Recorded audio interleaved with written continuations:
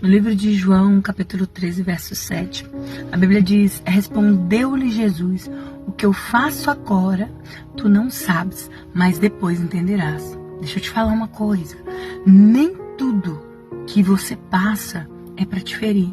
Algumas coisas simplesmente têm que acontecer.